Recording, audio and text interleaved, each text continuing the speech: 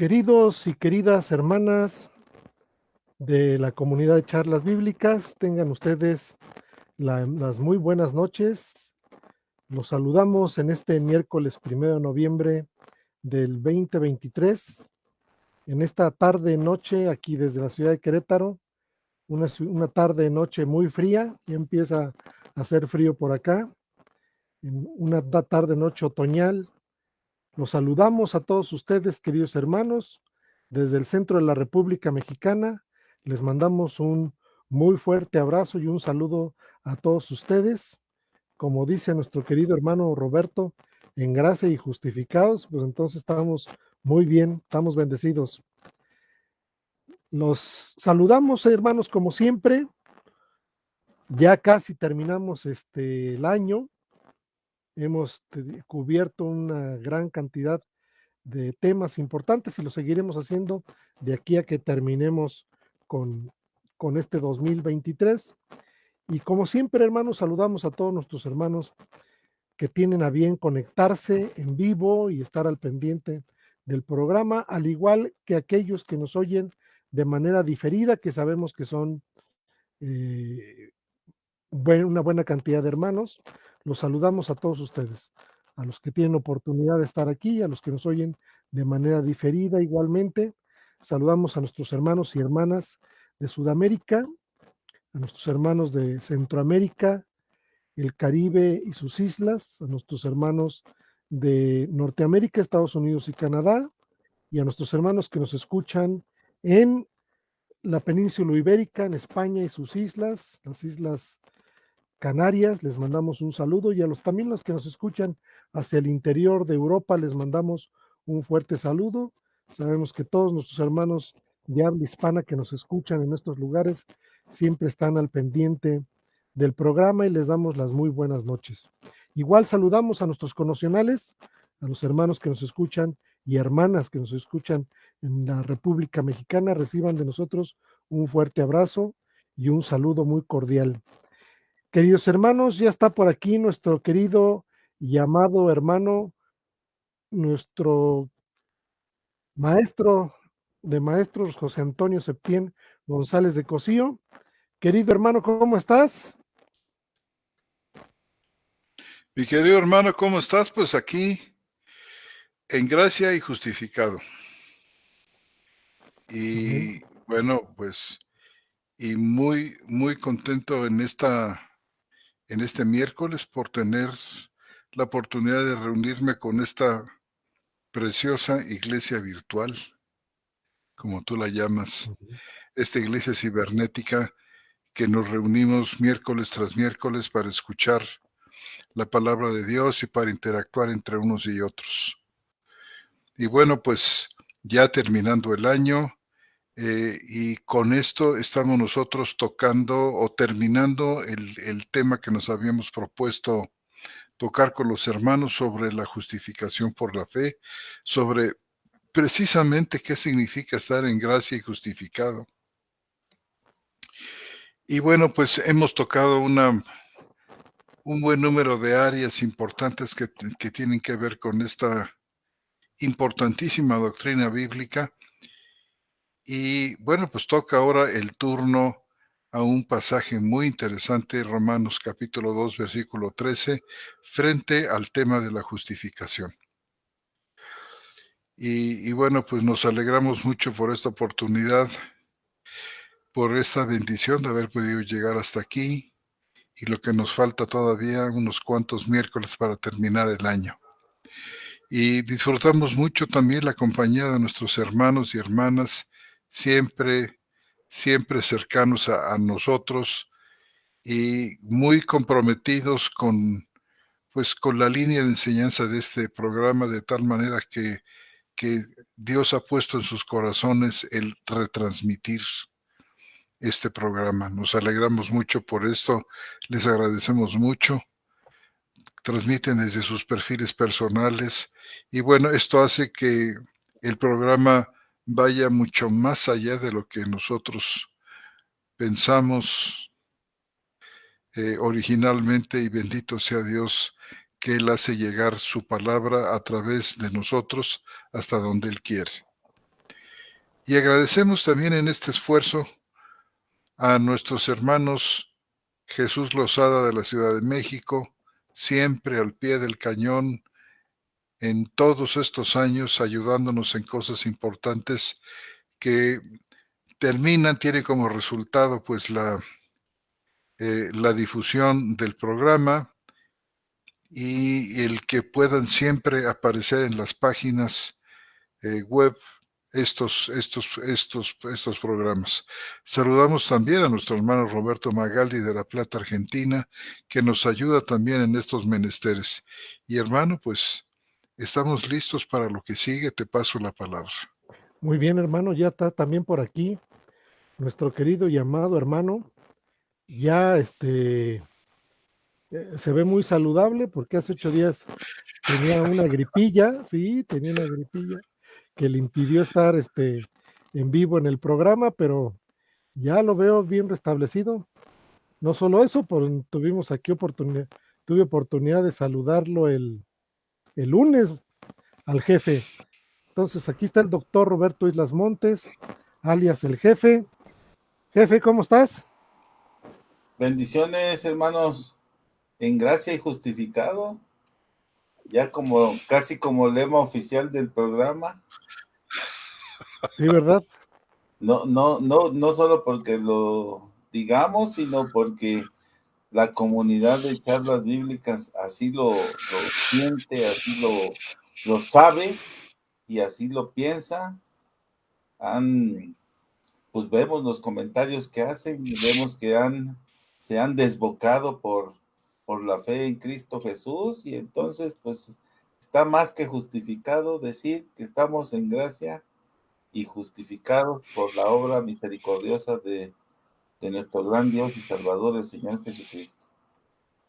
Saludando a los que prontamente se conectaron, nada más, ya lo hemos dicho, como un reconocimiento a la prontitud de conexión, aunque ya veo que van casi 90 conectados, es lo que estoy viendo ahí, casi 90, aunque mensajitos nos han mandado.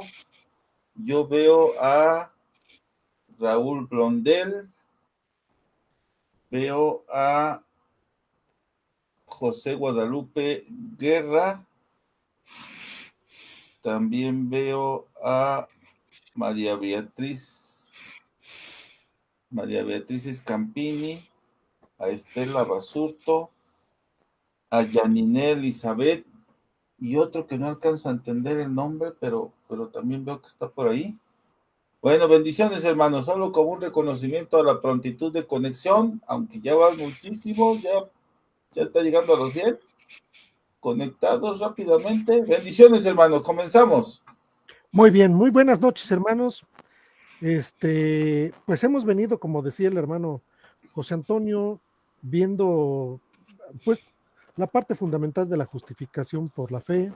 Hemos visto los pasajes más importantes, más pasajes que nos dan mucha seguridad en lo que hemos creído y entendemos que el plan de Dios ha sido perfecto, un plan de una inteligencia espiritual absolutamente perfecta y magistral, cubriendo todos los aspectos que implican con esto, y esto pues nos da a nosotros una gran seguridad y un gran gusto saber que estamos en eso, y que es muy importante que la iglesia lo sepa. Y posteriormente hemos decidido empezar a tomar una serie de temas ligados a la justificación, temas que tuvieron que ver con pues, la contrarreforma.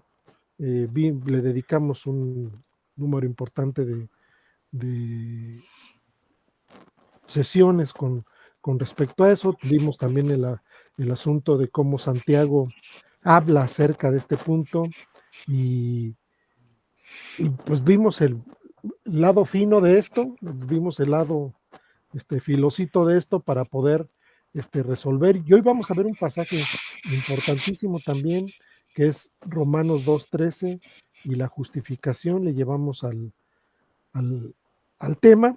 Y pues no sin antes darle la palabra a nuestro hermano Roberto, a ver si tiene algo que comentar de lo que tratamos la semana pasada, como un preámbulo, algo que él quiera añadir, y si no es así, pues le damos adelante. ¿Tienes algo que comentarnos, querido hermano Roberto? Pues tú dime si quieres que comente lo que me dijiste. Adelante, adelante, ¿Sí? adelante, tú eres Bueno, el que da toda la pauta con respecto a eso. no, espero no tratarme tanto, hermanos, para que esto fluya con rapidez. Yo fui el lunes a ver a Armando, ahí fui de encimoso a su casa, y Nada de eso, nada de eso. y le comenté que me había gustado mucho algo de lo que había dicho sobre la razón justificativa de la aparición del Señor Jesús resucitado a Santiago. Y luego que le detallé el asunto, me dijo que quería que se los comentara, por eso ahorita le pregunté si quería que lo dijera o no. Miren, hermanos, decía yo en la ocasión anterior que estuve aquí con ustedes, hace 15 días, que el Señor resucitado apareció un total de 12 veces. Las señalé brevemente y además mandé a nuestro hermano Lozada un PDF para que lo subiera a la plataforma, mismo que espero haya sido subido y que haya sido descargado por ustedes.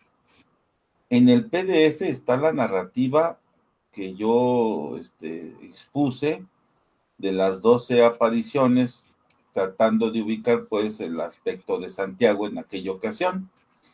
Ahora bien, la semana pasada, pues ya saben que no estuve presente, me sentí un poquito incómodo y no estuve presente, pero inmediatamente escuché la charla bíblica y me agradó muchísimo algo que comentó Armando sobre la aparición del Señor resucitado a su hermano Santiago. El punto, hermanos, el punto es que yo tenía un hueco en mi entendimiento de las apariciones. No alcanzaba yo a comprender la razón justificativa de por qué el Señor se le apareció a Santiago. Además de que ese hecho de que se le apareció a Santiago solo lo menciona el apóstol Pablo, ahí en Corintios.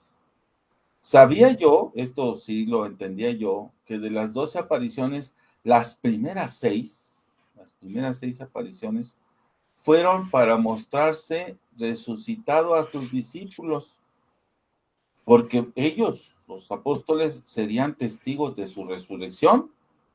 Entonces necesariamente tenían que verlo resucitado. Ahí no había vuelta de hoja, no hay nada de que me lo dijeron. Tenían que verlo porque el testigo es testigo de lo que ve y oye. Entonces tenían que necesariamente verlo. Y las otras fueron para comisionar alguna actividad que les va a encargar el Señor Jesucristo ya resucitado respecto de su iglesia. Pero yo no tenía muy en claro lo de Santiago. Las demás sí, pero lo de Santiago no. La novena aparición con Santiago, no sabía yo específicamente para qué había sido. Y ya me quedó claro con lo que dijo Armando, para qué fue esa novena aparición. Armando llamó a lo que él entendió inferencia. Bueno, pues él como ingeniero en sistemas, pues le gusta mucho decir esas cosas de las deducciones lógicas. Se entiende, pero es una deducción que está dentro de lo completamente posible y a mí me dio mucha paz, porque ese huequito que yo tenía de por qué se le había parecido a Santiago, por fin quedó rellenado en mí, al menos en mí.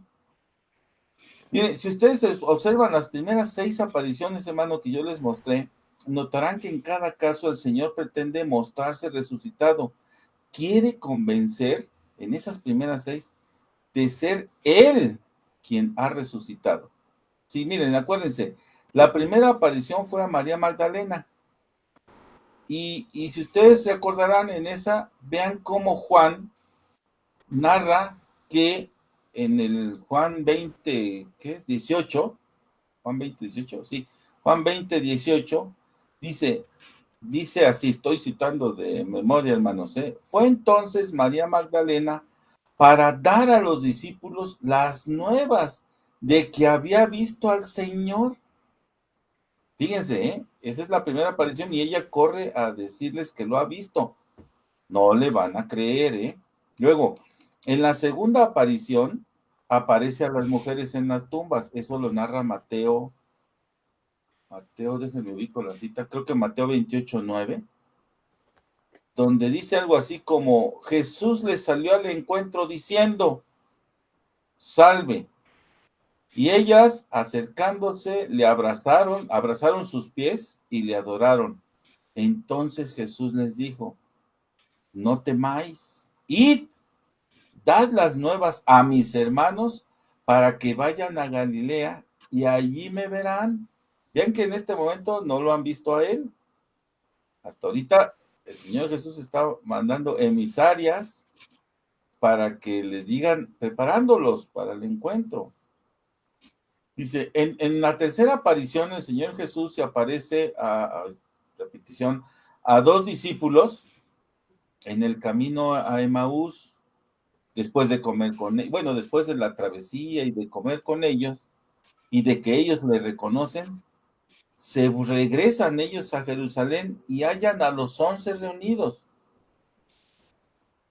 Ahí en Lucas 24:35, dice así, esa cita por aquí la tengo, déjenme lo ubico rápido. Dice, aquí está, dice, entonces ellos los 2 discípulos de Emaús, dice, contaban las cosas que les habían acontecido en el camino y cómo le habían reconocido al partir el pan.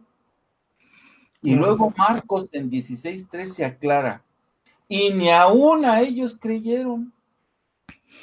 Fíjense, ya van 3 testimonios que les dicen a los apóstoles.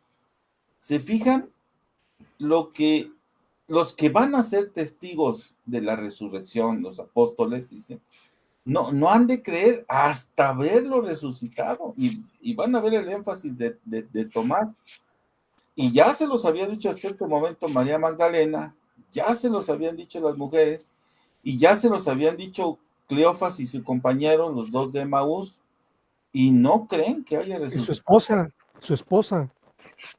Dice, la cuarta aparición es coincidente con el evento de Emaús. Cuando el Señor termina de comer con Cleofas y su compañero y se desaparece de su vista, se va con Pedro. Estas 2 son muy simultáneas. Se aparece a Pedro. Se entiende que después de la aparición, quién sabe qué le ha dicho a Pedro, se entiende que después de la aparición, Pedro les platica a los otros 10 apóstoles y no le creen. Y en ese momento llegan Cleofas y su compañero, porque la narrativa así está. Están diciendo, y se apareció a Pedro, y en eso ellos llegan, y tampoco les creen. Fíjense, en Lucas 24:33 dice, aquí lo tengo a la vista, Lucas dice, y a los que estaban con ellos, que decían, ha resucitado el Señor verdaderamente, y se ha aparecido a Cefas, en eso estaban. Así que en este momento, fíjense, los 11 que han de ser testigos de la resurrección, de los 11, solo Pedro cree, y eso porque ya se le apareció a él en persona, Los otros 10 no creen. Fíjense, ya van 4 testimonios, lo que Pedro lo vio, y ni aún así. Fíjense, la quinta aparición también es ese mismo domingo. Estas 5 son del mismo domingo. Se aparece a 10 discípulos, no estaba Tomás. Falta Tomás en esta aparición. Tomás estaban a puertas cerradas y se les aparece y les dice, está en Lucas 24:37. Entonces, espantados y atemorizados, pensaban que veían espíritu, pero el Señor les dice, ¿por qué estáis turbados? Y vienen a vuestro corazón estos pensamientos. Mirad mis manos y mis pies, que yo mismo soy. Palpad y ved, porque un espíritu no tiene carne ni hueso como veis que yo tengo. Y diciendo esto, dice, ahí en Lucas, dice, les mostró las manos y los pies, y como todavía ellos de gozo no lo creían y estaban maravillados, les dijo, ¿tenéis aquí algo de comer? Entonces le dieron parte de un pez asado y un panal de miel, y él lo tomó y comió delante de ellos. Y Juan en el capítulo 20 y 24 dice, Pero Tomás, uno de los 12, llamado Dídimo, no estaba con ellos cuando Jesús vino. Le dijeron pues los otros discípulos, al Señor hemos visto. Y él les dijo, si no viere en sus manos la señal de los clavos, y metiere mi dedo en el lugar de los clavos, y metiere mi mano en su costado, no creeré. Fíjense. Así que aquí ya van 10 de los 11. Solo falta Tomás de ser creyente en la resurrección. Y a los 8 días, la sexta aparición, vean, ya es la sexta. Finalmente, dice Marcos 16:14, finalmente se apareció a los 11 mismos. Y Juan continúa la narración ahí en el 20:26, dice, 8 días después estaban otra vez sus discípulos dentro y con ellos Tomás. Vean que hace el énfasis en Tomás, que es el único que faltaba. Llegó Jesús estando las puertas cerradas y se puso en medio y les dijo, paz a vosotros. Luego dijo a Tomás, pon aquí tu dedo y mira mis manos y acerca tus manos y mételas en mi costado y no seas incrédulo sino creyente. Entonces Tomás respondió y le dijo, Señor mío y Dios mío. Jesús le dijo, porque me has visto, Tomás, creíste. Bienaventurados los que no vieron y creyeron.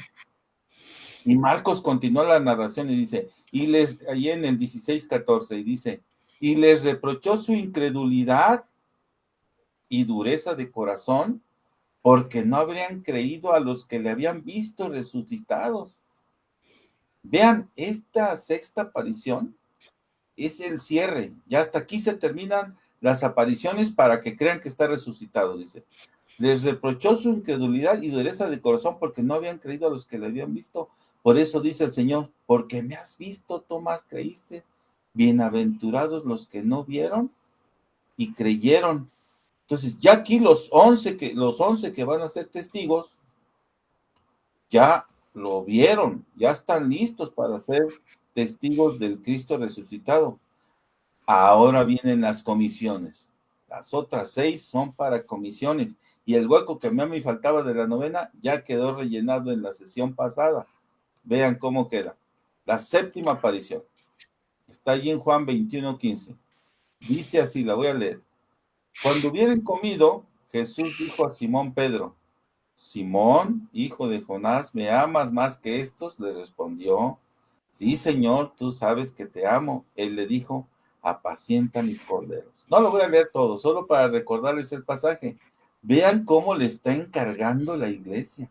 ¿Se lo dice cuántas veces, Armando? 3. 3 veces, ¿se acuerdan? 3 veces. Le encarga a Pedro la iglesia. Y además le encarga que reúna a todos, a los 500, porque va a hablar con toda la iglesia del Señor Jesús. Eso está ahí en Marcos 28:16. Dice así, Mateo. donde Jesús les había ordenado que se reunieran. Bueno, esa es la séptima aparición. Con Pedro le encarga a la iglesia. Y luego en la octava aparición, esta es la aparición donde aparece a 500, que dice Pablo, a 500 hermanos a la vez, dice Pablo. Dice ahí en Corintios, apareció a más de 500 hermanos a la vez. Dice en Marcos, lo voy a leer de Marcos 28:17. Déjenme actualizar. Mateo. Bien. Dice, Mateo 28. ¿mandé? Mateo 28, ¿no? Marcos. Mateo 28:17. No llega al sí. 28. Dije Marcos, ¿verdad? No, Mateo 28:17. Sí. Ya lo tengo aquí, dice así. Y cuando le vieron, le adoraron, pero algunos dudaban. Y les dice el Señor, por tanto, id y hacer discípulos a todas las naciones, bautizándolas en el nombre del Padre y del Hijo y del Espíritu Santo, enseñándoles que guarden todas las cosas que os he mandado.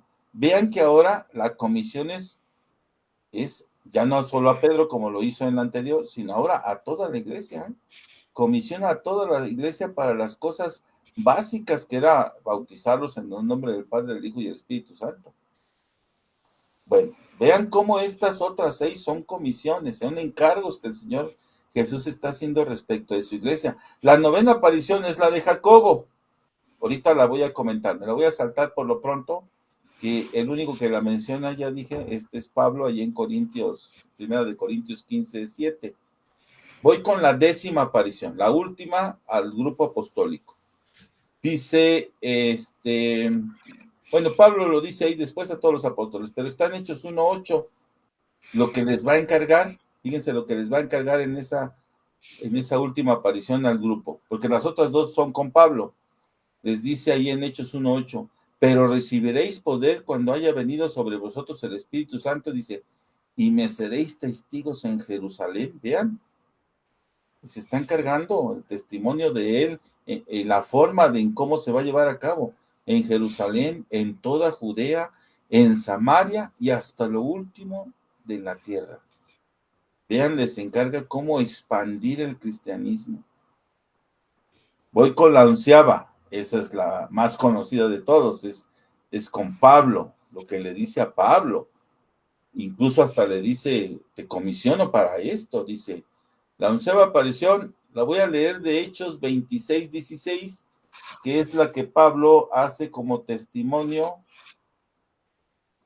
cuando ya estaba siendo juzgado, dice así, Hechos 26:16, dice, pero levántate y ponte sobre tus pies, porque para esto te ha parecido a ti. Acuérdense que Pablo se cayó del caballo y todo eso.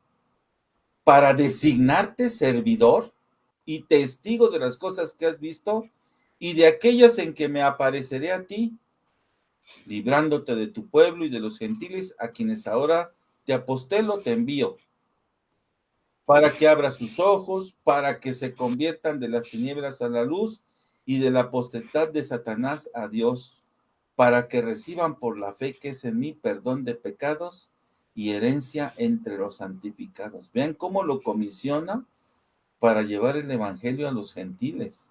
Hasta ahorita van puras comisiones. Les digo, a mí solo me faltaba la de Santiago. Vean la 12ª, la última aparición, la más tierna de todas, la más íntima de todas, está en Hechos 3:11, pero voy a leer el 10 también. No, déjenme lo actualizo aquí en mi Eastward. Dice así. Dice, y habiendo grande disensión, el tribuno, teniendo temor de que Pablo fuera despedazado por ellos, mandó que bajasen los soldados y le arrebatasen de en medio de ellos y le llevasen a la fortaleza. Hasta ahí lo que había pasado. Dice, a la noche siguiente se le presentó el Señor y le dijo, esta no es visión, se le presentó. Dice, ten ánimo, Pablo. Ah, qué calidez, qué descanso de haber tenido Pablo con estas palabras. Ten ánimo, Pablo, pues como has testificado de mí en Jerusalén, dice, ahora te voy a encargar esto, así es necesario que testifiques también en Roma. Vean que todos son puras comisiones. Las 5 otras que les he estado leyendo son puras comisiones. A mí me faltaba qué es lo que le había comisionado a Santiago, que fue lo que dijo Armando la vez pasada. Como ven, hermanos, las 12 apariciones están divididas en 2 grandes grupos. Para que creyeran en la resurrección las primeras 6 y para ser comisionados a hacer algo en las otras 6. A mí me faltaba entender, pues ya dije una de ellas, la comisión a Santiago, pero ya dije con lo que Armando dijo la semana pasada, ya me queda claro que la comisión era también para el cuidado de la iglesia de Jerusalén, para cuando Pedro se fuera a otro lugar. Esa frasecita yo nunca había entendido por qué estaba así, tan rara. Pedro se fue a otro lugar. Pues seguramente el Señor Jesús, como dijo Armando, le ha de haber dicho, cuando Pedro se vaya a otro lugar, tú te vas a quedar de responsable de la iglesia. Bueno, algo así le ha de haber dicho. Vean cómo dice la narración. Me regreso a Hechos 12:17 nada más para leer es un versículo nada más. Dice Hechos 12:17. Pero él, Pedro, ya después de que había sido liberado por el Señor y ya estaba en la casa de Marcos, dice, haciéndoles con la mano señal de que callasen, les contó cómo el Señor le había sacado de la cárcel y dijo, vean, haced saber esto a Jacobo, fíjense la especificidad, a Jacobo y a los hermanos, y salió y se fue a otro lugar. Yo quiero pensar con eso que dijo Armando, que Santiago ya le había dicho a Pedro, oye, el Señor me dijo esto. Y entonces cuando llegó el momento de que Pedro se tenía que ir, le dijo, pues ya nomás avisen a Santiago que le toca su turno. Es estas palabras, haced saber esto a Jacobo. Dice, y se fue a otro lugar. Esta plática debe haber sido algo ordinario entre Pedro y seguramente ya los demás también lo sabían, que el Señor Jesús también le había encargado a la iglesia de Jerusalén, a Santiago, llegado su momento. ¿Ah? Y por eso la carta, Santiago se siente responsable de la iglesia cuando son dispersados por lo de Esteban, ¿se acuerdan? Pues entonces, sintiéndose responsable, pues no hace otra cosa más que mandarles una carta, pues en parte para consuelo y en parte de reprensión de las cosas que estaban haciendo mal. Ya, bueno, ellos ya lo explicaron muy bien, yo no tengo nada que agregar a eso. Tanto Armando como José Antonio explicaron muy bien la semana pasada todo eso. Yo más bien lo que le decía, oye Armando, eso que dijiste de tu inferencia, fui el lunes y me quedé ahí en su casa un ratito, le dije, eso que dijiste de la inferencia rellenó un huequito en mí que yo tenía sobre la 9ª aparición, pero ya está claro, 6 y 6, 6 para que creyeran en la resurrección y 6 para comisionarlos para cosas de la iglesia. Es solo una opinión mía, hermanos, ¿eh? A mí así me cuadraron las cosas ya con esta última que dijo Armando. Bueno, pues ya no quito más el tiempo. Adelante, Armando. No, pues bueno, retomando el contexto, y bueno, yo había comentado con Roberto que sería bueno que les platicaras esto a los hermanos para que vieran el desenlace de las apariciones del Señor. Ya explicó Roberto todo esto, pero bueno, la última aparición es extremadamente tierna, conmovedora, como dice Roberto, que la que tenemos en Hechos 23:11, Pablo encarcelado, muy dolido porque estuvieron a punto de desmembrarlo, estuvieron a punto de arrancarle. Los soldados romanos van y lo rescatan de los judíos, lo encarcelan para que no lo sigan maltratando, porque le habían puesto una cantidad impresionante de golpes y no una vez, sino varias veces. La persecución judía sobre Pablo fue complicada, y el escenario que yo veo es a Pablo abatido, Pablo dolido en la cárcel, quizás Triste, diciendo, solo. triste, solo, quizás diciendo, qué soba me han parado estos canijos, o sea, una cosa tremenda. Y como yo en otras ocasiones les he comentado a mis queridos hermanos que en esta aparición del Señor Jesús no manda un ángel, no le da un sueño ni le manda una visión en sueños, como muchas veces el Señor utilizó ese medio para hacerlo. No, el Señor Jesús baja y se le presenta a Pablo de manera extraordinaria y dice, a la noche siguiente se le apareció el Señor a Pablo y le dijo, ánimo. Y le dice una cosa que es importantísima, porque dice, porque como me testificabas fielmente acerca de mí en Jerusalén, así también tienes que testificar a Roma. Y bueno, aquí hay un hecho importante porque el Señor, fíjense nada más cómo le dice, así como testificaste fielmente en Jerusalén, ¿qué quiere decir esto? Quiere decir que toda la palabra de Pablo es una palabra que es plena, es completa, es lo que el Señor estaba esperando de Pablo. Es palabra O sea, fiel, es lo que le dice el sí, Señor. El sí, o Señor sea, le da validez a lo que Pablo ha exactamente. dicho hasta ese momento. Exactamente. O sea, el Señor valida totalmente lo que Pablo hace, que no hay ningún despropósito, como lo dice mi querido hermano José Antonio, no hay absolutamente ningún despropósito en la predicación de Pablo, es decir, todo es lo que el Señor le encargó y le dice, mira, así como lo hiciste en Jerusalén, quiero que vayas y lo hagas a Roma.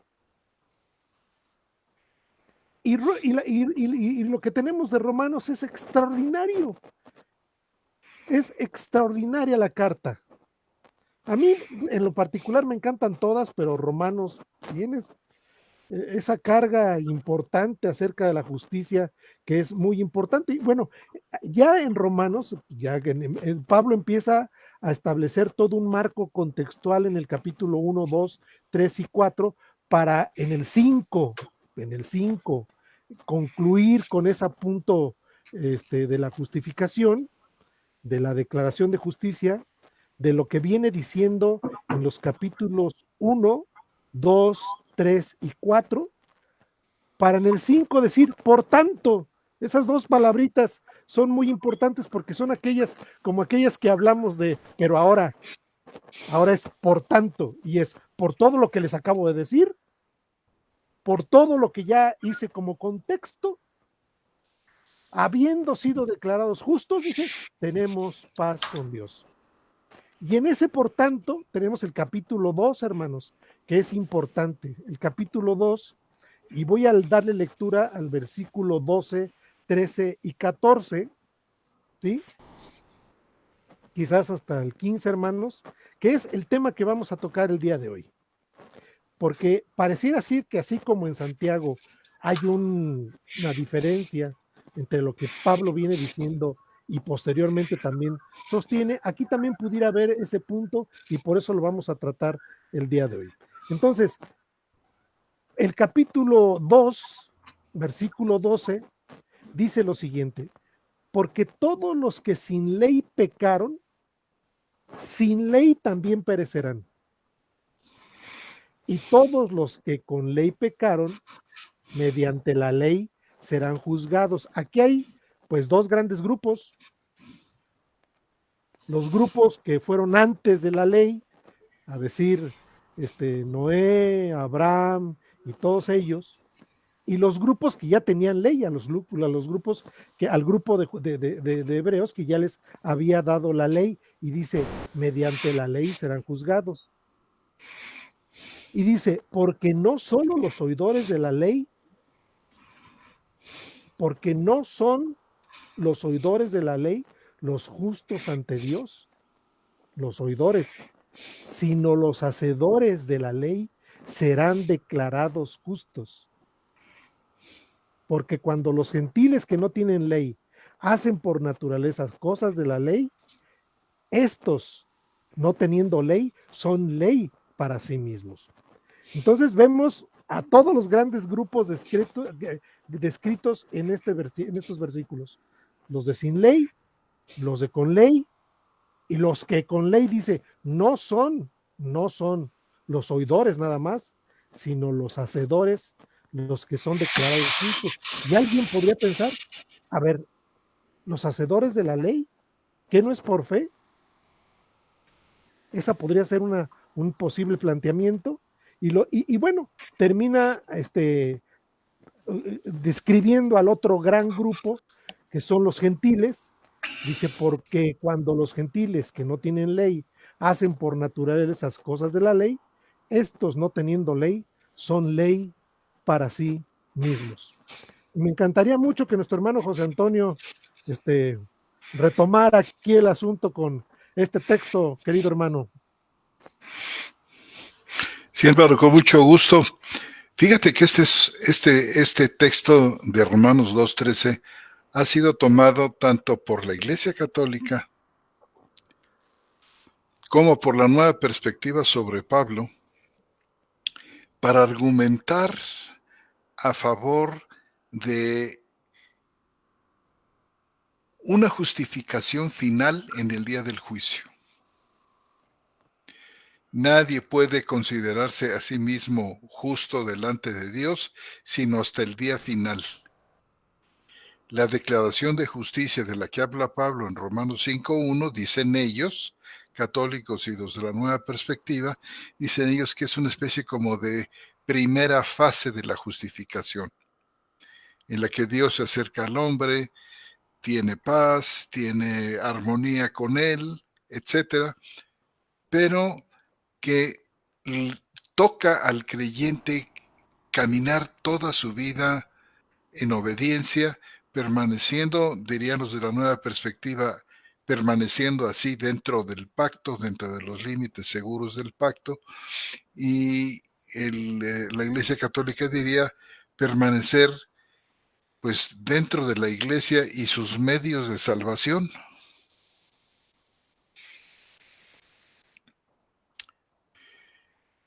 Y ellos dicen, el versículo 13 es clarísimo, dice, la justificación se da solamente en la obediencia a la ley.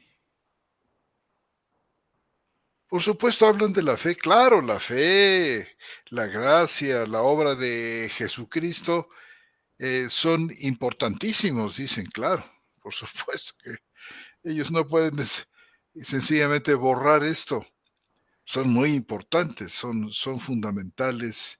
Y bueno, la iglesia ofrece a Cristo, por ejemplo, en la predicación, ofrece a Cristo en la Eucaristía, ofrece a Cristo de manera sacramental, y es obligación del creyente católico romano permanecer en estos medios de gracia que Dios le ofrece, que por supuesto, están implícitos ahí en los sacramentos. La penitencia o la confesión, el perdón del sacerdote,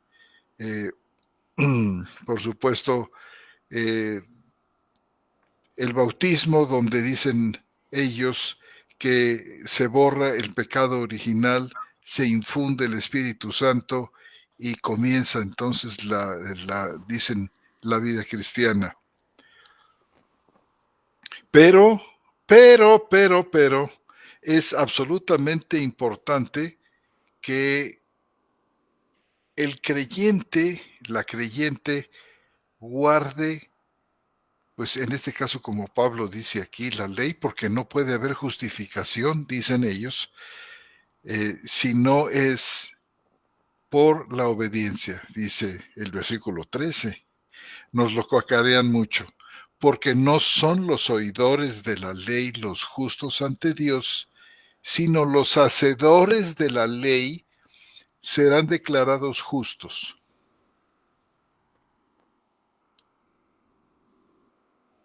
Y antes de hacer cualquier tipo de comentario al respecto, sería muy importante que entendiéramos el contexto en el que está metido, en el que está colocado este versículo.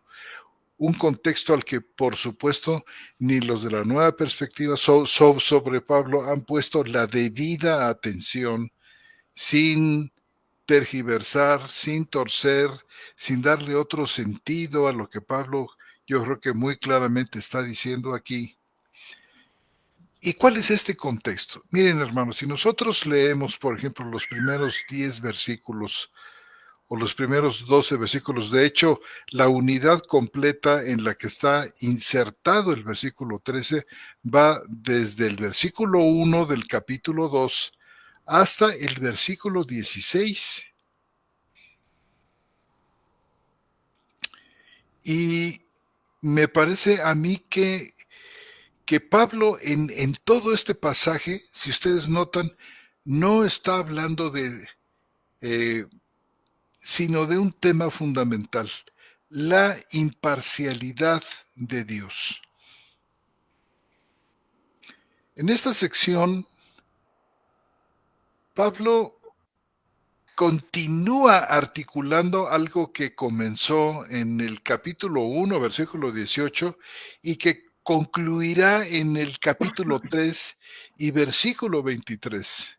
Fíjense ustedes cómo dice el 3:23, y parece ser que toda esta argumentación prodigiosa del apóstol desde el capítulo 1 tiene, podemos decir, una primera parada importantísima, tiene una conclusión extraordinaria en el versículo 23, cuando trae todos los puntos todas las líneas de su argumentación a algo fundamental aquí. Dice, por cuanto todos pecaron y están privados de la gloria de Dios, siendo declarados justos gratuitamente por su gracia mediante la redención que tienen en Cristo Jesús. Pero dice, todos pecaron y que todos están destituidos de la gloria de Dios. Y por supuesto en estos 16 versículos Pablo habla, digamos, al hombre de una manera general, cuando dice, por ejemplo, utilizando este método que se denomina diatriba, que Pablo maneja muy bien, que consistía en formular preguntas o presentar objeciones a un crítico imaginario. Por ejemplo, fíjense ustedes cómo lo emplea en el 3.1, para que se den ustedes una idea de esto. Dice, ¿qué ventaja tiene pues el judío?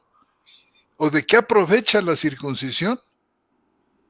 Como si estuviera Pablo dialogando, formulando preguntas, haciendo objeciones a un crítico ahí. En el versículo 9, por ejemplo, dice, ¿entonces qué? ¿Somos mejores? En ninguna manera. O ponémoslo otro, por ejemplo, otro caso de estos está en el capítulo 4 y versículo 1 de Romanos, que dice, ¿qué pues diremos que halló Abraham nuestro padre según la carne?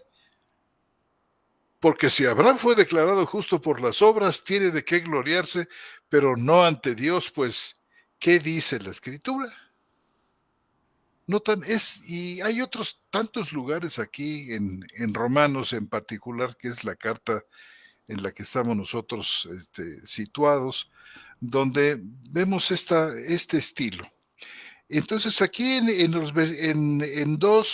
capítulo 2, versículos 1-16, habla al hombre en general, incluido al judío como al gentil. Y a partir del 2.17 hasta 3.20 se va a enfocar exclusivamente en el judío. En el capítulo 2, versículos 1-16, su tema es el juicio justo de Dios a la luz de las acciones humanas. Este es el tema de toda esta parte del capítulo 2, versículos 1 al 16. Y es muy importante esto porque no va a hablar Pablo de otra cosa, ni siquiera va a hablar todavía de la salvación. Pablo en 3.20 ahí va a comenzar a hablar de la salvación. De lo que está tratando Pablo, casi que desde el capítulo 1 hasta 2.16, es hablar del juicio de Dios, de la ira de Dios. Lo notamos nosotros inmediatamente en el capítulo 2 y en el versículo 1 que dice, por lo cual eres inexcusable, oh hombre, todo el que juzga, porque en lo que juzgas a otro te condenas a ti mismo, porque tú que juzgas practicas las mismas cosas. Fíjense ustedes cómo Pablo va desarrollando este tema y, por supuesto, nos permite entender versículos cruciales como el versículo 6 que vamos a ver ahorita, el versículo 10, el capítulo 2 y versículo 13. Entonces, este 2.1 que acabamos nosotros de leer está vinculado con todo lo que había venido diciendo desde el capítulo 1.18. ¿Recuerdan ustedes por qué este capítulo 18 es tan importante? Si nosotros, que remata en el versículo 32, dice la ira de Dios, porque la ira de Dios, aquí comienza Pablo a su tremenda argumentación que va a rematar en el capítulo 3.20 que acabamos de ver, porque la ira de Dios es manifestada desde el cielo contra toda impiedad e injusticia de los hombres. Aquí comienza y termina en En el versículo 32, estoy seguro que ustedes conocen el pasaje, no quiero leerlo todo porque es muy largo, pero si no lo conocen muy bien, yo recomiendo la lectura para poder entrar al capítulo 2. Siempre es importante el contexto. El contexto manda, el contexto dirige la interpretación y la hace precisa, la hace exacta. Por ejemplo, fíjense ustedes en el 2.1, por lo cual eres inexcusable, oh hombre. Aquí continúa Pablo, pasa a una segunda parte, podemos decir, de su argumentación. Ese por lo cual une al capítulo 2, en particular el versículo 1, con todo lo que había dicho desde el 18 al 32. Fíjese, por ejemplo, cómo dice el versículo 32, quienes habiendo entendido el pronunciamiento de Dios, este es un gran clímax que Pablo plantea aquí en su acusación a los hombres que no han hecho caso de Dios a pesar de que la naturaleza clama y le grita, el universo anuncia la obra de Dios, pero ellos prefieren o reducir a Dios o ignorarlo, y entonces Dios los entrega. En varias ocasiones Pablo dice que Dios entrega a los hombres a sus pensamientos por haber desechado, haberse atrevido a pasar a Dios a un segundo plano o tercer plano. Y remata en el versículo 32 diciendo, quienes habiendo entendido el pronunciamiento de Dios, que los que practican tales cosas son dignos de muerte, no solo las hacen, sino que también dan plena aprobación a los que las practican. Entonces dice el 2.1, por lo cual. ¿Se dan cuenta ustedes cómo el apóstol de una manera absolutamente extraordinaria va uniendo todas las partes de este desarrollo estupendo que presenta aquí? Entonces este versículo está vinculado con lo que ha dicho desde el 1 al 32, cuando dice, oh hombre, el oh hombre, por lo cual es inexcusable, oh hombre. Y este oh hombre se extiende a todos los seres humanos, gentiles y judíos. Todos los que practican las obras abominables descritas ahí en el capítulo 1, por ejemplo, del 20 al 31, ¿verdad? Son inexcusables. Y nadie puede levantarse como juez del otro, puesto que todos han incurrido en esta clase de conducta. Y los judíos, por supuesto, tendían en especial a ser jueces de los gentiles y eran bastante duros. Pero dice Pablo, de estos judíos, ellos hacen lo mismo. Hacen lo mismo que están criticando de los gentiles. Y este es un punto que se va a expandir, por ejemplo, en el capítulo 2, cuando se llega a los versículos 17 al 23, ¿verdad? Cuando a la final dice, pues que estos judíos lo hacen. Y luego pasamos al versículo 2.2 que dice, y sabemos que el juicio de Dios, noten ustedes el tema, eres en el versículo 1, ¿verdad? Eres inexcusable, tú te condenas a ti mismo porque lo que juzgas a otro, tú te juzgas a ti mismo. Y versículo 2, y sabemos que el juicio de Dios sobre los que practican tales cosas. O sea, Pablo está hablando del juicio. Pablo no ha abordado todavía el tema de la salvación, la cual, por supuesto, de ninguna manera puede ser sobre la base de la obediencia a la ley. Como dice el versículo, piensas en el versículo 13, descontextualizado puede significar lo que ustedes quieran, sacado fuera de contexto. Dice, porque no son los oidores de la ley, sino los hacedores de la ley, pero Pablo nos va a decir 20 veces que no hay nadie que puede cumplir la ley. Entonces lo que Pablo está hablando aquí es del principio del juicio y del principio de que Dios es perfectamente imparcial y de que en Dios no hay acepción de personas. Dice, dice ahí, y sabemos que el juicio de Dios sobre los que practican tales cosas es según verdad. Es decir, el juicio de Dios es según verdad. Yo creo que quiere decir, es verdad sobre los mismos hechos. Y piensas tú, oh hombre, dice el versículo 3 y 4, que juzgas a los que practican tales cosas y las haces, que tú escaparás al juicio de Dios. O menosprecias la riqueza de su benevolencia, de su tolerancia, de su longanimidad. Longanimidad es grandeza de ánimo, ignorando que la bondad de Dios te guía al arrepentimiento. O sea, Dios se ha manifestado a la humanidad de una manera compasiva, llena de misericordia. Y la Escritura, bueno, la Escritura da testimonio de esto. Dios hace salir su sol sobre buenos y malos. La misericordia del Señor, dice el Salmo, creo que el 145, la misericordia de Dios es sobre todas sus obras.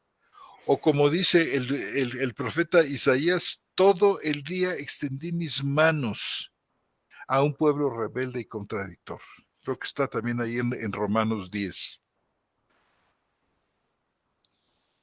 Y dice el versículo 5, pero por tu dureza y tu corazón no arrepentido, atesoras para ti mismo ira para el día de la ira y de la revelación del justo juicio de Dios. O sea, la visión que el apóstol Pablo presenta del hombre es dureza de corazón. Como dice la nueva versión internacional, un corazón empedernido o no arrepentido, dice otra versión, o impenitente, que acumula o atesora ira. Y la ira no existe como un defecto de Dios. Déjenme decirles, la ira de Dios no se parece a la ira humana que explota y pierde el control. La ira de Dios es estable, da lugar a lo que afirma. Ahí 2:4. Da lugar a la benignidad, da lugar a la tolerancia, a la longanimidad, a la clemencia, a la grandeza o constancia de ánimo. Y la idea de que el Dios del Antiguo Testamento es terrible y castigador, verdadero, armado toda la vida de un látigo, es injusta y no es verdad. Y dice el versículo 6, el cual pagará a cada uno según sus obras. Este versículo 6, tan importante. ¿Qué quiere decir? Que su juicio va a ser imparcial. Que todo se va a tomar en cuenta. Acciones, pensamientos, palabras inútiles. No habrá acepción de personas. Como nos dice el versículo 11 de este capítulo 2, porque ante Dios no hay acepción de personas. Y luego dicen los versículos 7 al 10, vida eterna a los que perseverando en hacer bien buscan gloria, honor e inmortalidad, pero ira e indignación a los que por rivalidad desobedecen a la verdad y son persuadidos por la injusticia. Tribulación y angustia sobre toda alma de hombre que obra lo malo, del judío primeramente y también del griego, pero gloria, honor y paz a todo el que obra lo bueno, al judío primeramente y también al griego. Es importantísimo que nos demos cuenta que en estos versículos que del 7 al 10, Pablo no está enseñando que la salvación es por obras. Lo que el apóstol está enseñando hasta donde vamos en estos 10 versículos es la imparcialidad de Dios. Recordamos aquel pasaje de Hechos capítulo 10, recuerdan ustedes que dice, entonces Pedro tomando la palabra dijo, en verdad comprendo que Dios no hace acepción de personas, sino que de toda nación se agrada del que le teme y hace justicia. Entonces, el mensaje que Pablo recibe y que transmite está lleno de coherencia. Como sabemos todos nosotros, una de las enseñanzas fundamentales, clave de esta carta y de los 3 primeros capítulos en particular, es que la salvación no se obtiene por las obras.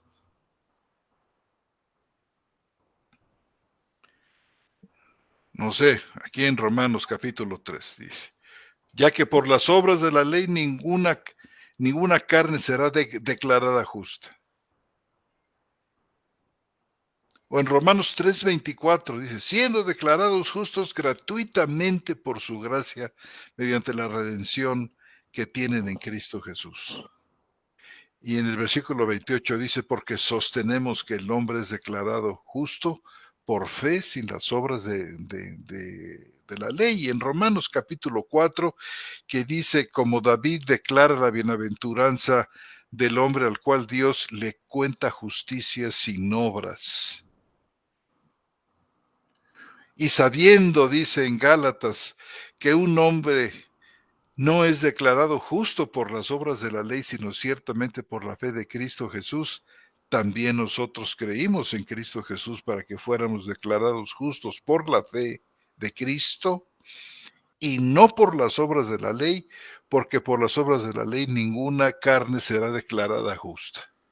Y sigue Pablo, sigue en Gálatas, sigue en Efesios, sigue en Timoteo. Y llegamos al versículo 11, que dice, porque ante Dios no hay acepción de personas. Este es el gran mensaje de Pablo en estos primeros 11 versículos, que se conectan con el versículo 12, 13, que es el 14, 15 y 16, que digamos podría ser esta primera parte de la enseñanza de Pablo, donde aparece el 13 aquí, tan, decíamos nosotros, tan controvertido. Dice el versículo 11 que ante Dios no hay excepción de personas. El versículo 13 está vinculado a todo lo que nos ha venido diciendo Pablo hasta aquí. No es separado.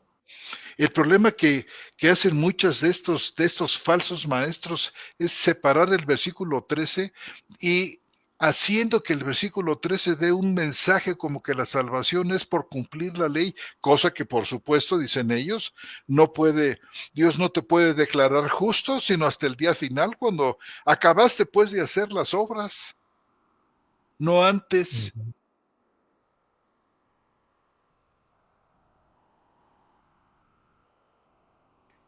Y bueno, pues todo lo dicho por Pablo es de la mayor importancia para arrancar una idea. Fíjense, hermanos, para arrancar todo lo que ha dicho aquí Pablo, una idea profundamente arraigada, sobre todo en el judío, que creía que los gentiles que no tienen ley y desconocen al verdadero Dios, están bajo la ira divina. Y en contraste consideran ellos que su mayor gloria consiste en conocer a Dios y tener la ley. La ley, claro. En esto, sobre todas las cosas, estriba su presunta superioridad frente a otros pueblos. No cabe duda, ¿verdad?, que tener la ley fue algo grande en verdad. Allí en el libro de Deuteronomio dice, le dice Moisés al pueblo, guarda la ley, cumple con la ley. Dice, porque las gentes, los pueblos que están alrededor viéndote y conociendo, leyendo, enterándose de esta ley, van a decir, mira, dice la versión de la Septuaginta de Deuteronomio 4, un pueblo sabio e inteligente, una gran nación es esta. Porque ¿de qué gran nación está Dios tan cerca como el Señor nuestro Dios para todo lo que lo invoquemos?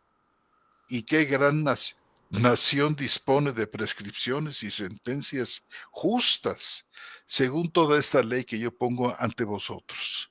O sea, fue maravilloso el que Dios diera su ley a Israel, no cabe duda. Pero es precisamente la posesión de la ley y el conocimiento de Dios los que llenaba el corazón de confianza y hasta de arrogancia y les daba un sentimiento de seguridad.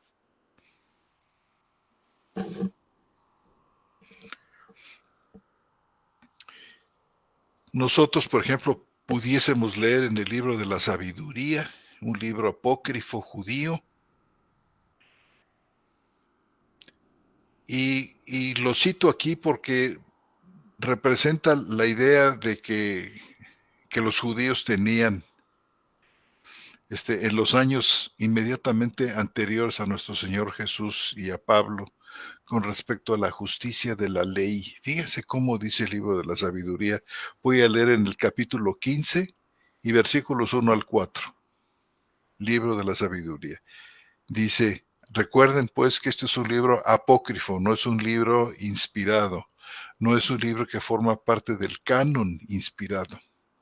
Dice, tú, oh Dios nuestro, eres benigno, veraz y longánime, y todo lo gobiernas con misericordia. Porque si pecamos, tuyos somos, sabiendo como sabemos tu grandeza. Y si no pecamos, sabemos que nos cuentas en el número de los tuyos, porque conocerte a ti es la justicia consumada. Dice este libro, conocerte a ti es la justicia consumada, y conocer tu justicia y poder es la raíz de la inmortalidad. Ahora, notemos aquí esta frase que está en el libro de la sabiduría, la justicia consumada. ¿En qué consiste? Pues en la posesión del conocimiento de Dios y de su voluntad. Una justicia que supuestamente poseen los judíos, a diferencia de los gentiles, que no tienen la ley. Y también se refiere a una aceptación del pecado y de la imperfección por la que ellos deben apelar a la misericordia de Dios. Entonces, Pablo dirige su ataque contra esta especie de justicia legal, contra esta confianza del judío, esta confianza que tiene por el hecho simplemente de conocer la ley. Y notamos el ataque no solamente aquí en el versículo 13, nuestro versículo, que dice, no son los oidores de la ley los justos ante Dios, sino los hacedores de la ley, esos serán declarados justos. O sea, Pablo está dando duro aquí, es un ataque contra esta falsa confianza del judío que cree que es alguien delante de Dios por el hecho de que conoce la ley y de que la tiene. Y por supuesto en los versículos que siguen, en el capítulo 17, etcétera, que le dice, pero si tú eres llamado judío y te apoyas en la ley y te jactas en Dios y conoces la voluntad y apruebas las cosas esenciales al ser instruido por la ley y te has convencido que eres guía de ciegos, luz de los que están en tiniebla, instructor de necios, maestro de niños, teniendo en la ley la formulación del conocimiento y de la verdad, la famosa verdad consumada. Entonces, tú que enseñas a otro, ¿no te enseñas a ti mismo? Tú que proclamas no robar, ¿robas? Tú que dices no adulterar, ¿adulteras? ¿Tú que detestas a los ídolos, saqueas templos? ¿Tú que te jactas de la ley mediante la transgresión de la ley, deshonras a Dios? Fíjese nada más de qué tamaño es esta acusación. Romanos capítulo 2, versículos 17 al 23. Por lo tanto, poseer la ley y conocer la voluntad de Dios no es justicia consumada. Para la ley lo decisivo es la acción. Por esto Pablo, desde el primer versículo de este capítulo, vuelve una y otra vez a la cuestión del hacer y el obrar del hombre. ¿Tú que juzgas, practicas las mismas cosas? En el capítulo 2:1 y luego en el 2:2.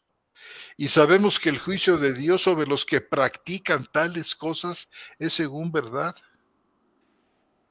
O versículo 3, vean ustedes, 2:3. Y piensas tú, oh hombre, que juzgas a los que practican tales cosas y las haces, que tú escaparás al juicio de Dios. Y así a lo largo de todo el capítulo. En el día del juicio se va a poner de manifiesto que Dios es un juez justo. De nada servirá entonces invocar el hecho de haber poseído la ley y de haber conocido la voluntad de Dios. Hermanos, y hermanas, este es el contexto donde se engarza nuestro versículo 13, del cual yo creo que quizás, porque ya se hizo tarde, la siguiente vez podamos abordar esta parte y hablar sobre qué todo quiso decir Pablo aquí con esto de que los gentiles que no tienen ley hacen por naturaleza cosas de la ley, y no teniendo ley son ley para sí mismos, los cuales muestran la obra de la ley escrita en el corazón. Confiamos en que el Señor nos va a permitir entrar aquí a esta parte para esclarecer bien el versículo 13 y notar, hermanos, que el tema de este versículo no es salvación por obras, no está hablando de la capacidad de las personas para obedecer o no la ley y ser así declarados justos, sino está hablando de la imparcialidad de Dios en el juicio. Ya hablar aquí, como ven ustedes, de los gentiles. ¿Qué pasa? Lo que hay adentro de ellos. El tema de la ley. Fíjese bien, no la ley escrita en los corazones. No se trata de la ley, ya sean los 613 mandamientos o los 10 mandamientos. No se trata de eso. Sino se trata, por ejemplo, en el caso de los gentiles, de una ley, de esta ley que podemos llamar la ley de la conciencia. No es la ley, sino cosas de la ley. Y nos vamos a detener ahí para que vean qué significa eso. Cosas de la ley. Eso de que son ley para sí mismos, mostrando la obra de la ley, no dice la ley escrita en sus corazones, y vamos a ver cómo a tratar de despejar finalmente esto. Confiamos en que el Señor nos ayudará para que este asunto quede claro y nos demos cuenta de que la justificación es absolutamente sobre la base de la obra perfecta de Cristo, hecha una realidad a nosotros por la fe. Y no hay más. ¿Qué opinan, hermanos? Oye, José Antonio. Bien, no solamente la imparcialidad, sino la imposibilidad, ¿no, hermano? Después de todos los señalamientos que hace. ¿Qué pasó, Roberto? Entonces los de la nueva perspectiva, yo no sabía eso, la nueva perspectiva no distinguen entre la justificación individual, por llamarla así, que hace el Señor Jesucristo, a que se refiere Romanos 5:1, esta declaratoria de justicia cuando eres llamado, la que hemos estado hablando durante todo lo que va del año, no la distinguen de esta de Romanos 2:13, que es una declaratoria de justicia, pero escatológica. Ahí donde en 2:16 dice muy claro, en el día en que Dios juzgará por Jesucristo los secretos de los hombres. Está hablando del momento escatológico. Si es una declaratoria de justicia, serán declarados justos, pero cuando está toda la humanidad y ya fueron separados los cabritos de los corderos, eso que el Señor Jesús habla ahí en Mateo 25:31 hasta el 46, creo, ¿no? A ver, déjame lo checo rápido. Sí, por ahí así. Donde el Señor está hablando exactamente de esto, de los justos, de los que van a ser declarados justos. Esta justificación, esta sentencia ya, pero la de condenación, de la humanidad en dos partes. Esta que se refiere aquí, dice, no son los hacedores de la ley los justos ante Dios, sino los hacedores de la ley serán justificados, y me salto hasta el 16, en el día en que Dios juzgará por Jesucristo los secretos de los hombres. Está hablando del momento escatológico, cuando el Señor ya separó los cabritos de todos los demás, y va a hacer esa gran declaratoria: apartaos de mí, hacedores de maldad, al fuego eterno, y los justos, bienvenidos a mi reino. Está hablando de esa sentencia, porque esta de justificados es esa declaratoria de justicia, de ser declarados justos, sí, pero como grupo, como el total, no la individual de Romanos 5:1, que esa la hace cada vez que llama a uno y lo declara justo, justificado en ese momento. No, ¿no la distinguen estos de la nueva perspectiva, esta declaratoria, la individual de esta colectiva? ¿Este es el problema de ellos? ¿No distinguen estas dos? Pues yo creo que no distinguen tampoco la individual. Yo creo que no distinguen nada, Ni Robert. la individual ni la comunitaria, O sea, Roberto. más bien las tienen revueltas, ¿verdad? Yo creo que sí. Fíjate que tú sabes, por supuesto, que la imputación de la justicia de Cristo es la base de la declaración de justicia, Claro, sí, la de Romanos ¿verdad? 5:1, esa es la que Bueno, me refería. ellos están totalmente en contra de la idea de una imputación de justicia de Cristo. Ah, ya. La consideran una ficción legal.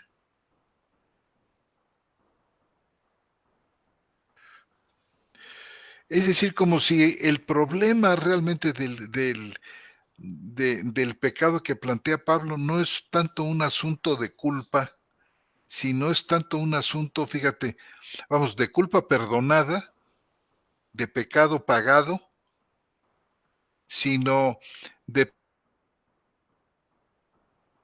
permanencia en el pacto. Porque es así como ellos han aprendido de todos los escribas aquellos del segundo templo que hablaban, dicen ellos, de esto. Por supuesto, muchos hermanos se han encargado de decir, a ver, vamos a ver si este señor, estos señores de la nueva perspectiva han leído correctamente estos escritos del segundo templo, en el que dicen que realmente el judío se cobija bajo la misericordia de Dios, que realmente a lo que Dios le importa no es tanto una obediencia perfecta a la ley, dicen ellos, lo cual los mismos judíos pensaban que no era posible. Fíjate, no es posible, decían aquellos judíos, según la lectura de este señor Stendhal, y dice, no es posible, vamos, los judíos pensaban que era imposible guardar la ley. No solamente es algo de Pablo acá en Romanos o en Gálatas, de que el hombre no tiene la posibilidad de guardar la ley y de que era absolutamente necesario guardarla para ser salvos. Ellos dicen, no, para eso Dios nos dio la institución del sacrificio. Para eso Dios nos dio la Pascua, para que ese problema del pecado que Dios perdona sea dejado no sea tan importante y sí ocupe un primer lugar de importancia el hecho de que hay que permanecer dentro de los límites del pacto, que son los límites de la amistad y de la preservación de Dios de su pueblo y de la estabilidad de ellos como nación.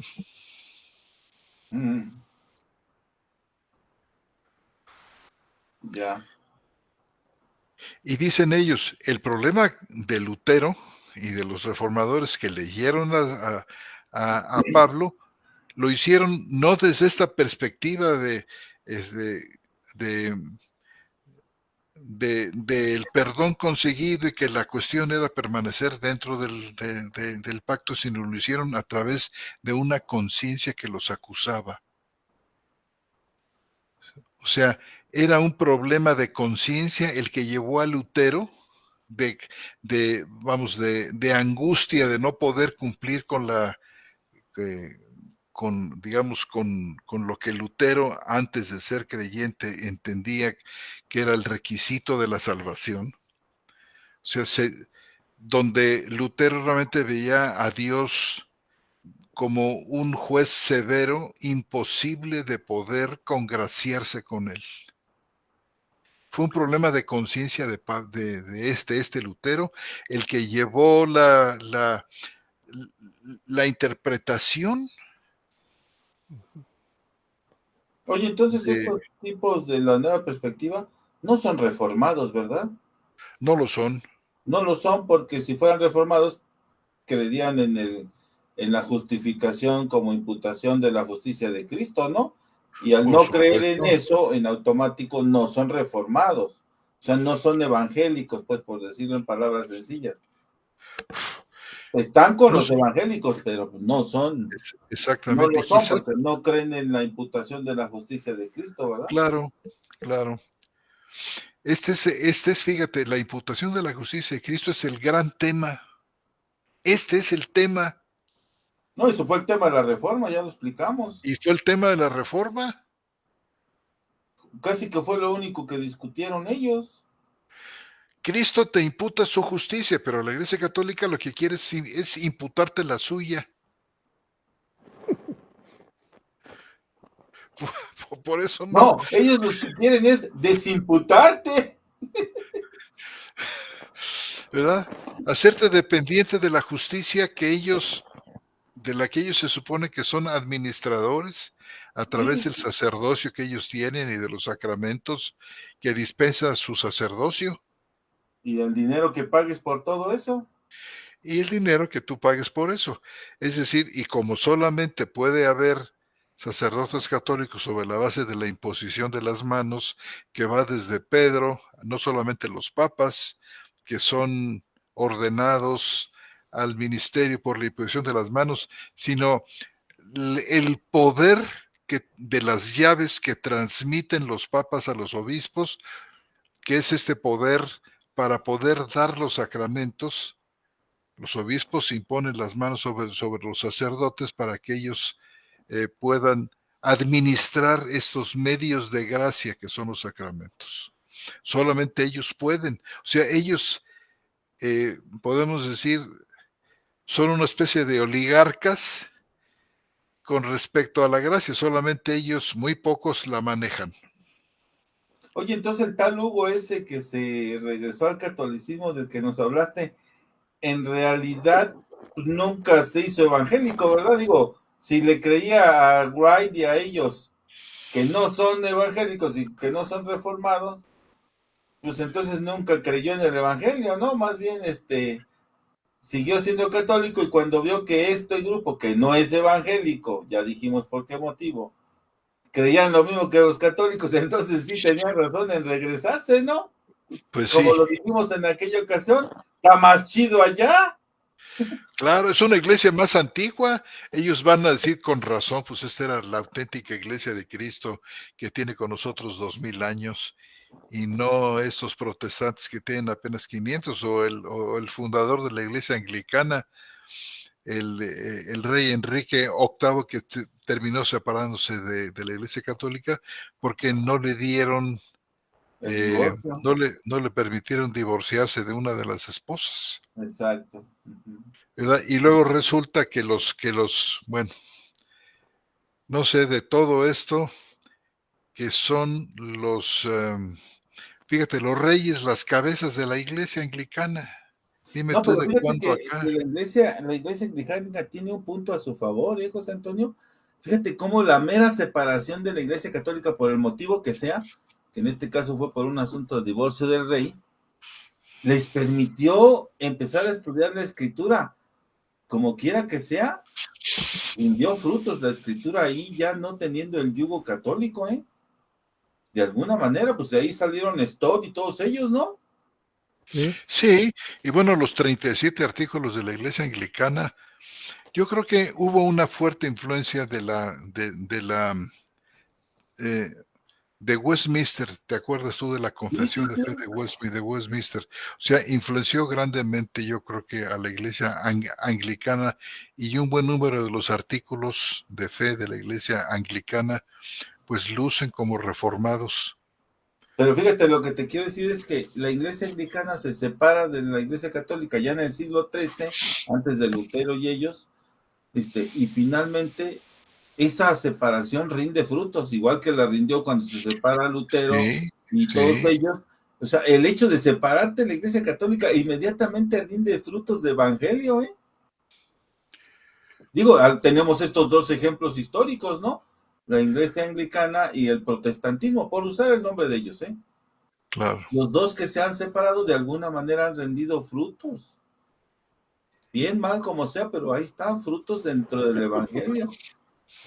Ahora dije, haya sido como haya sido. Ha sido como haya sido, el mero hecho de separarte de la iglesia católica es bueno, en la historia está demostrado.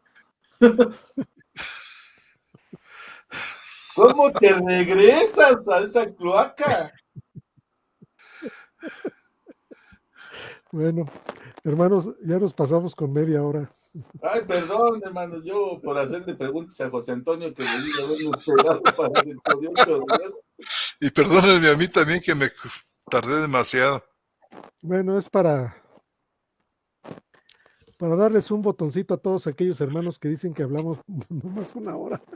Oye, vamos a tener parte 2 de esto, sí, ¿verdad? Porque no hemos dicho nada Sí. todavía. Bueno, Pues sí ya hemos dicho acabamos mucho. el tema. No. Pues no No sé, yo quisiera solamente, que no le solamente la entráramos. imparcialidad, ¿no? Sino la imposibilidad a través de toda la narrativa de Pablo de cumplirla.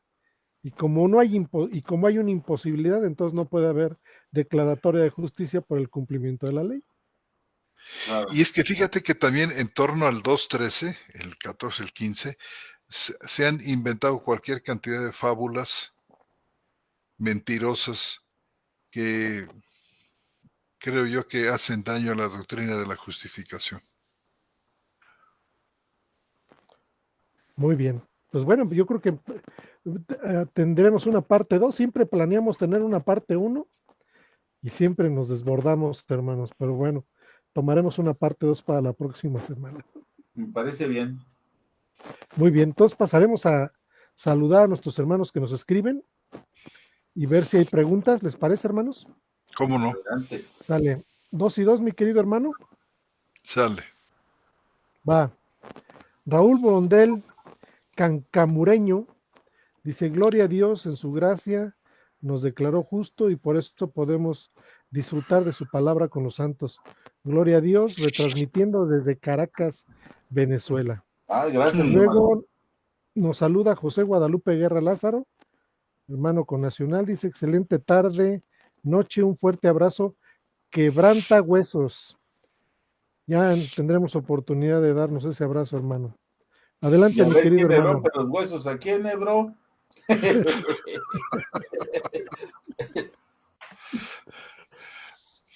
Saludamos a María Beatriz Campini,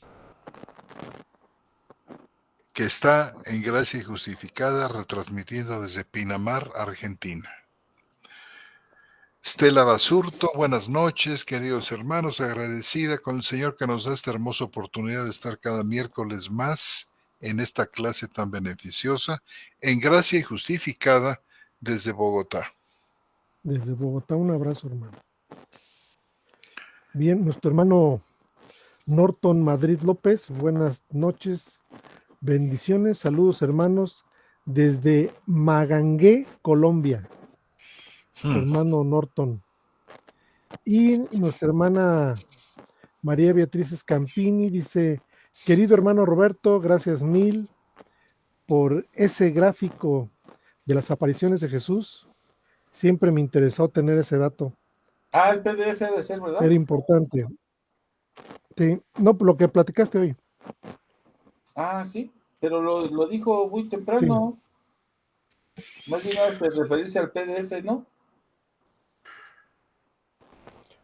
Pues Bueno, no sé, posible. yo creo que sí. Mira, eso que te manda la hermana Beatriz es casi de las 8 de la noche, hermano. Bueno. Sí, es Ay, a la hora que terminó. Ah, ahora ay, entonces a lo mejor sí. Ángel Cruz Vázquez, bendiciones queridos hermanos, reportándome. Tenía días sin conectarme su hermano Ángel Cruz, pendiente siempre de las enseñanzas muy buenas. No, también tiene falta. Falta espiritual, nos hace un hueco a nosotros su no presencia. Eso no se subsana con ese mensajito. Bendiciones, bro. Dice Miguel La Verde con una pregunta de esas de los 64,000 pesos. Dice, hola, ¿cuál es el tema central del estudio del libro de Romanos? Será al tema central que estamos tratando, ¿no, hermano? ¿La justicia de Dios? La justicia de Dios y eh, pensando que Romanos 2:13 se contrapuntea contra Romanos 5:1, pero bueno, ya explicaste que el contexto es importante Aunque para dice del poder, libro de Romanos, no solamente de sí, 2:13. este, quizás me estoy imaginando que es el tema de hoy, ¿no? Pero bueno, el tema fue ese. El tema de Romanos, pues es extenso, ¿no? Adelante, bro. Dice Marco Antonio Segura Rojas, ¿qué tipo de contexto manda? ¿El histórico o el temático? Es una pregunta. No existe eso.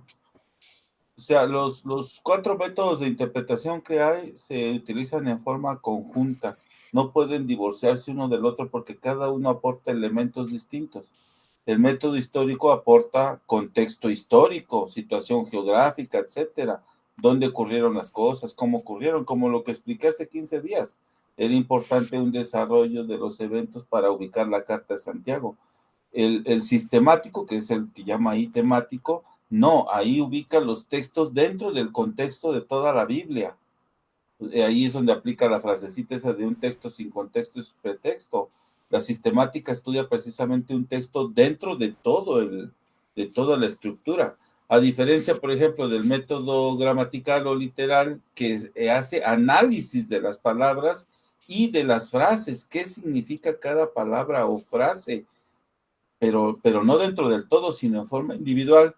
Y el método lógico que ve la estructura, dónde está cada frase. Es importante, si está en un evangelio, una frase es distinto que si está en el libro de Romanos, es distinto que si está la misma frase en el Apocalipsis. La estructura lógica, las uniones lógicas también marcan una diferencia. Yo creo que es una pregunta así como, ¿quién es superior? No, cada uno de los 4 métodos de interpretación convergen para un fin común, que es entender el texto en cada texto en su forma más amplia posible. Yo creo, ¿eh? Uh-huh. Bien. Bien. Javi Stream, saludos de Jutepec, Morelos, en gracia y justificado, dice nuestro hermano. Un conacional, querido, mandamos un abrazo. Adelante, mi querido hermano José Antonio. Charlas bíblicas viene de nuestro hermano Jesús Lozada. Dice, Agradecimiento. retransmiten 25 veces. Agradecimiento para quienes están retransmitiendo el programa de esta tarde-noche.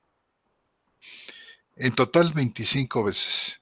Janine Elizabeth Ortiz desde su perfil personal, María Beatriz Escampine, igualmente Raúl Blondel Carcamureño desde Venezuela, para los grupos Biblia, Doctrina y Prédicas, el grupo Eventos Cristianos en Venezuela, el grupo Cristianos de Venezuela en el Mundo, el grupo Más Gloria a Dios, el grupo El Recobro del Señor, el grupo Iglesia de Cristo en Casa, el grupo La Palabra de Vida, el grupo Servicio Cristiano Internacional Edificando la Iglesia.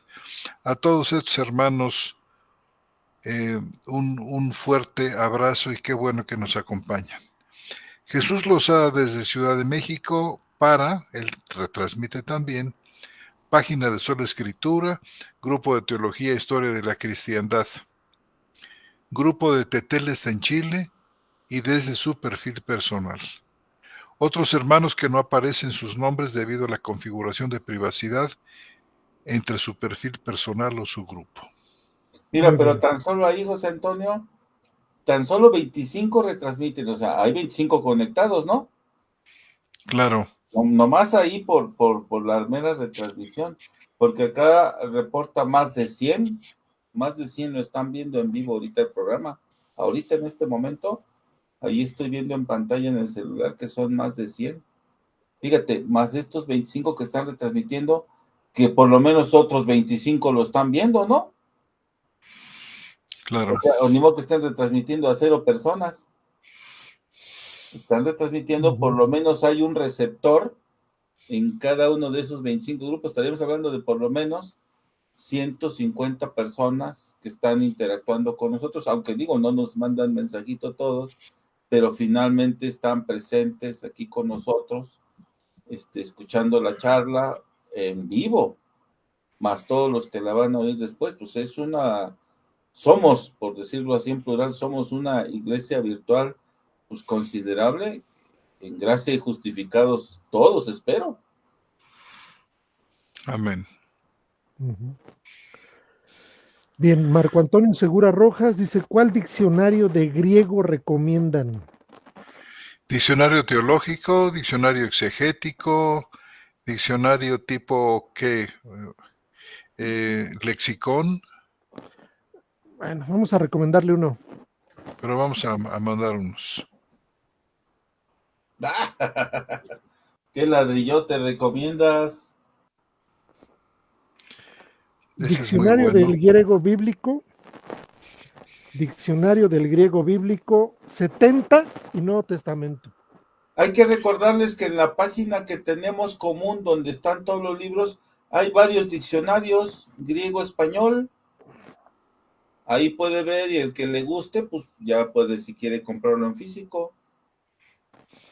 Sí, el que le acabamos de enseñar es de Amador Ángel, ¿se acuerdan, hermanos? Sí, sí, sí. ¿Cómo no? Bueno, De Amador Ángel, es de la editorial Verbo Divino, ¿verdad?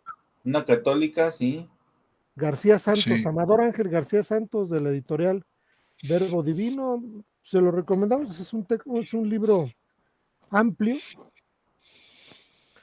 eh, Pero ahí tiene importante. diccionarios gratis en PDF de los que hemos subido a la página. Ujú. Puede verlos y si alguno le agrada, pues ya comprar alguno. Si no, otro, ese que tú estás recomendando. O José Antonio ahorita le recomienda otro. pues sí.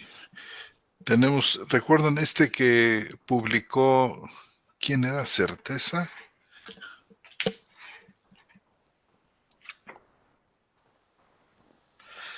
que es El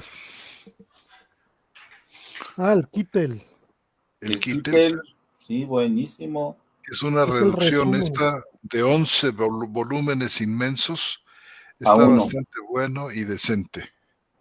a uno, ¿verdad? En A un español solo también está volumen en que es este. español. Es el Editorial, resumen de 11 volúmenes. Sí, ese es buenísimo, extraordinario, el Kittel. Armando tiene, y tú también tienes los 11, ¿verdad, Armando? Sí, Son unos privilegiados ustedes dos. cálmate, cálmate. Que, mira, los hermanos que ven tu biblioteca allá atrás han de decir, ese hermano modesto. Bueno, pero yo no mira, tengo el Kittel completo. Es el único que me falta. Ese es otro bueno, mira, diccionario en hay este otro, griego-español. Ah, está Ah, sí, sí, ese ese es es, basado, bueno. Yo pero también ese es lo un tengo aquí diccionario a la mano, mira. Este es el que yo les iba teológico. a recomendar, pero ya lo sacaste tú. no, pues ya, termínalo de sacar, No, es el mismo, José Antonio. en 2 Pero ese es en dos volúmenes, volúmenes, Dos. ¿eh? ¿Tú no lo Diccionario tienes este? Exegético del Nuevo Testamento. Exacto, Este así es de el uno, gorditos. tú tienes el 2 ahí ahorita. Yo tengo los dos aquí a la mano. Bueno, Este es el este es tomo el 2. uno. Este es el tomo 2.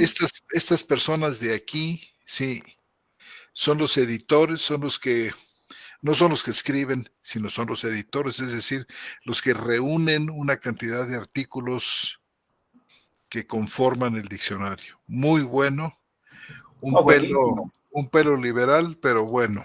No, sí está muy bueno. La editorial es Sígueme. Sígueme, sí. Ahí la tienen ustedes. Catolicona también.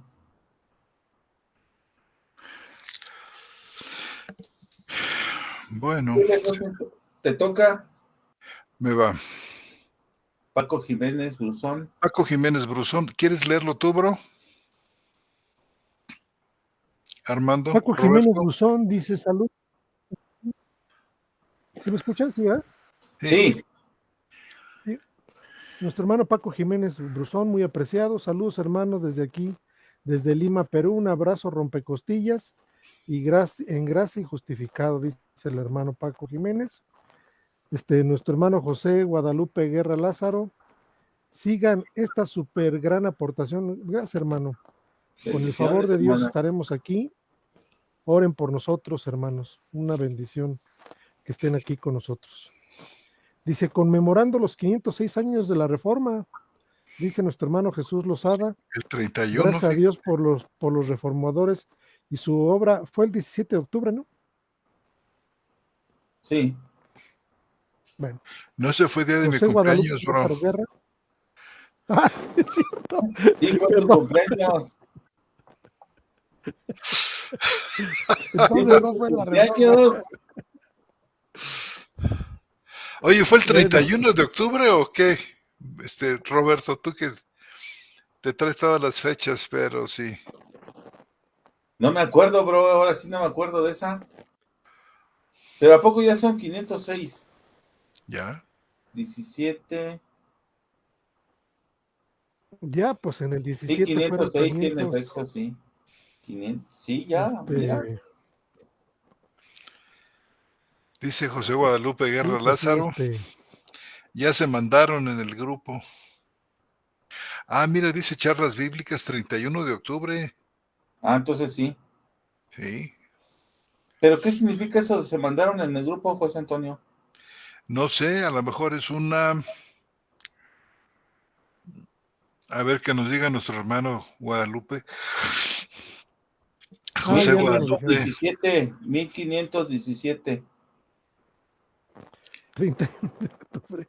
Perdón, hermanos, por la fecha, me chamusqué. El 17 de octubre es el cumpleaños del hermano José Antonio. Perdón. Ya lo celebramos, quiero decirles. Del cumpleaños de nuestro querido hermano. Luego, Que se mandaron en el grupo los diccionarios. Ah, sí. Ah, ya Sí, se mandaron en el diccionarios grupo. también. Sí. Dice la hermana Beatriz Scampini, cada vez que veo esas 3 bibliotecas, mi mente se siente apabullada. Dice, gracias por todo lo que nos dan. Yo con la mía me siento apabullado, así es que...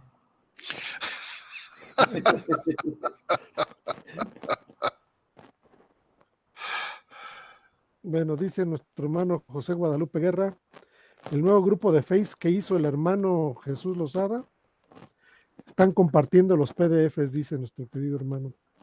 Y los diccionarios ya fueron enviados. Ah, perfecto. Está perfecto. Y es que además, ¿cuánto costará el amador? El Kittel está ahí, en esos, el Kittel está. Fíjate. El Kittel está. Ahí está el Kittel. Ahí en ese, ahí está, completito y bien hecho, bien digitalizado. No sé quién lo hizo, pero ahí está, en la biblioteca el Kittel. Diccionario teológico, acuérdense, hermanos y hermanas. O sea, ese está ahí, ese que recomendó José Antonio está ahí en la biblioteca. Y qué bien cuidado lo tienes, mi hermano. Ay, hermano, pues sí, es que son tan apreciadas sí, herramientas, ¿verdad? Que hay que cuidarlas. Claro. Y mira, yo estoy escribiendo en todos lados notas. Así cuando lo abro me acuerdo de qué quería decir yo ahí. Eso está buenísimo. Todos están así rayados mis libros. Pues ¿Las sí. escribes con lápiz, bro? ¿O las No, escribes? con tinta, con lo que haya a la mano.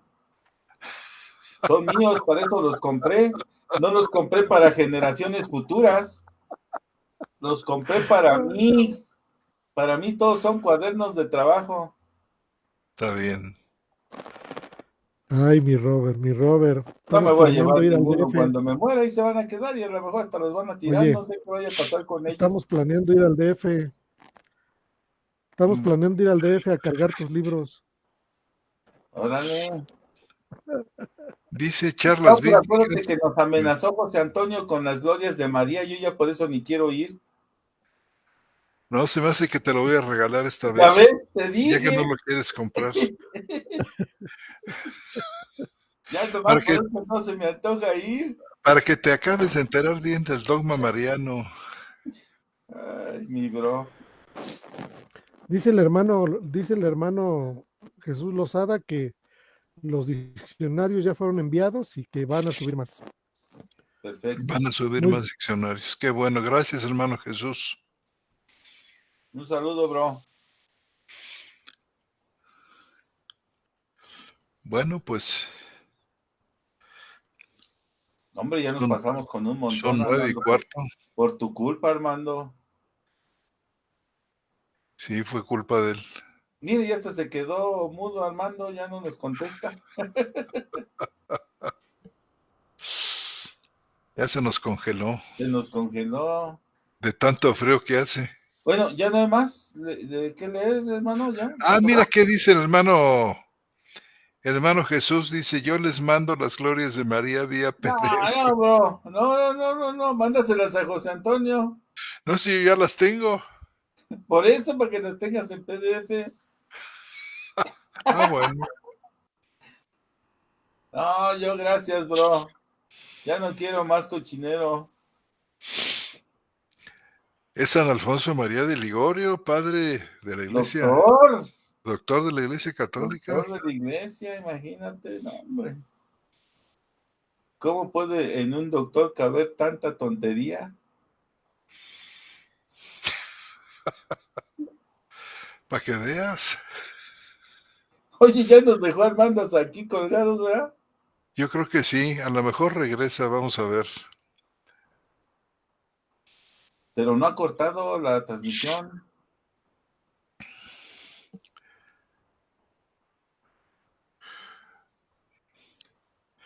Bueno, pues seguimos aquí muy contentos acompañando a los hermanos en lo que regresa Armando. Mira, todavía hay 60 conectados. Fíjate.